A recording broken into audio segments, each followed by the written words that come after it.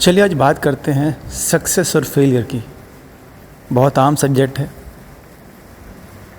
हर इंसान, हर मोटिवेशनल इंसान इसी बारे में बात करता है, क्योंकि ये सबसे बड़ा टॉपिक भी है। हर इंसान सक्सेसफुल बनना चाहता है, फिर वो किसी भी फील्ड में क्यों ना हो। कोई भी फील्ड, किसी भी तरह का धंधा, काम, जॉब, कुछ भी हो, वो सक्सेसफुल बनना चाहता है।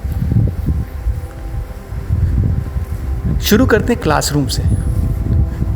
मान लो एक क्लास में 50 बच्चे बैठे हैं और आप वो स्टूडेंट हो जो आखिरी बेंच पे बैठता है, जिसके 50 बच्चों में से सबसे कम नंबर आते हैं। तो कहना चाहिए एक सिंगल और सिंपल वर्ड में कि आप फिसड्डी हो। आपसे नीचे कोई हो ही नहीं सकता, चाह कर भी नहीं हो सकता, बहुत मेहनत करनी पड़ेगी।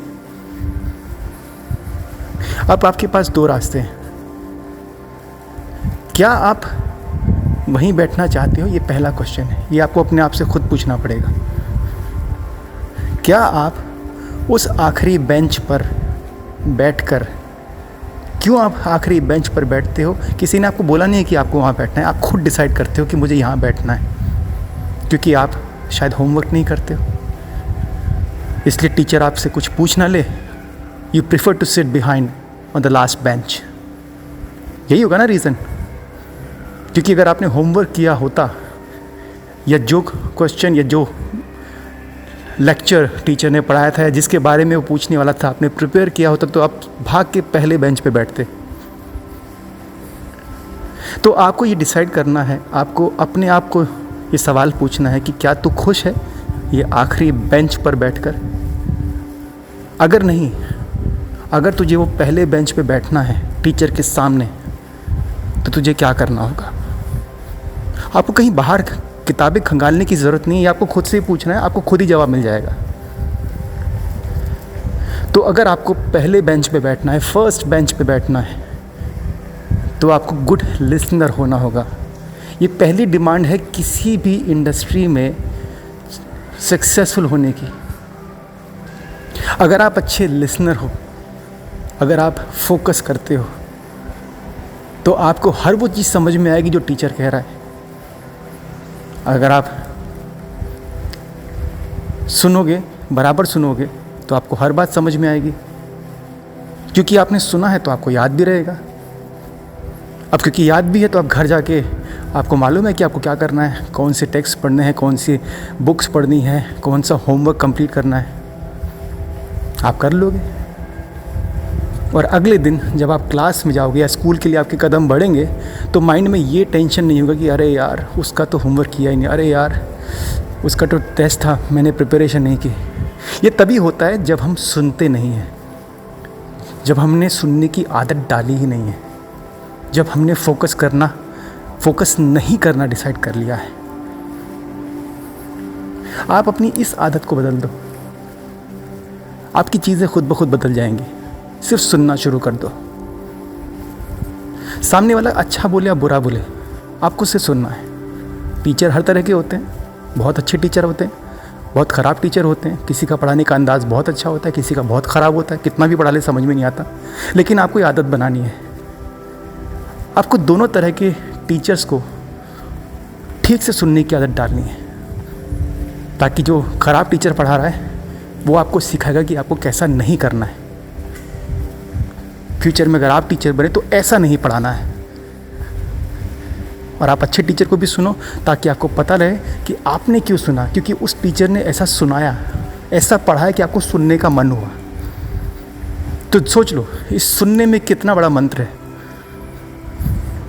सिर्फ सुनना शुरू कर दो, ध्यान दे के सुनना शुरू कर दो, आपकी लाइफ बदल जाएगी।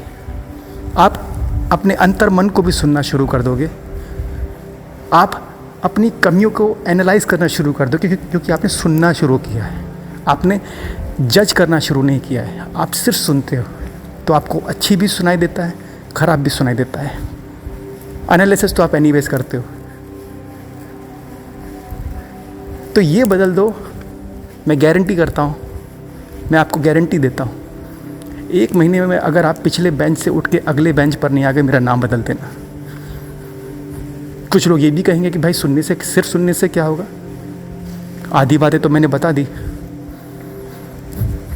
देखो क्या होता है कि आधी चीज़ें हम सुनते नहीं, इसलिए परेशानियां शुरू होती। क्यों ऐसा होता है कि जो शराबी होता है वो शराब की दुकान या शराब पीने वाला आदमी ढूंढ लेता है? क्योंकि उसको उसकी अर्ज है, उसको उसकी भूख है। इसी तरह जब आपने सुना ही नहीं, आपको पता ही नहीं करना क्या है, आपको पता ही नहीं होना क्या है, तो आप उसके बारे में छानबीन कैसे करोगे?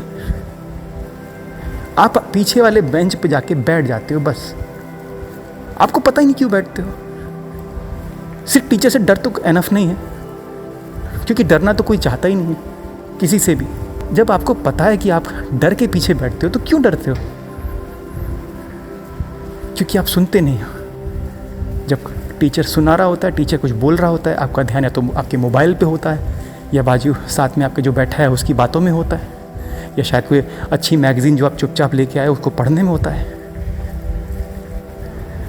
तो एक ही मूल मंत्र है, सुनना है आपको, उसी को सुनना है बस।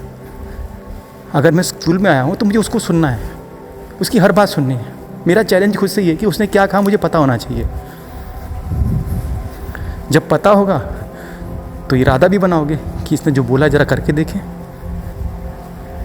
जब करोगे तो समझ में भी आएगा, प्रॉब्लम भी आएंगी। कुछ ऐसे बच्चे हैं जिनको कुछ समझ में नहीं आता, तो अब क्योंकि लेकिन उसने सुनना शुरू किया है तो तरीके भी ढूंढेगा कि यार मुझे क्यों समझ में नहीं आता है। अब तो गूगल का ज़माना है, 50,000 लोग हैं, आप बीमारी डालो, आप परेशानी डालो, उसके सोल्यूशन हैं। शायद आपको मेंटल इश्यू हो, शायद आपको डिप्रेशन की प्रॉब्लम हो, एंग्जाइटी का इश्यू हो, हर चीज़ की दवाइयाँ अवेलेबल हैं, ट्रीटमेंट अवेलेबल है। लेकिन अगर आप में वो अर्ज ही नहीं होगी तो आप उसका सोल्यूशन ढूंढोगे ही नहीं।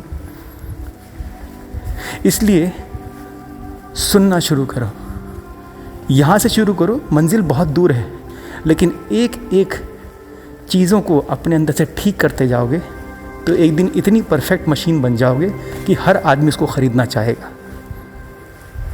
आई hope this information will help you all whoever are listening to my this small but important message. Namaskar.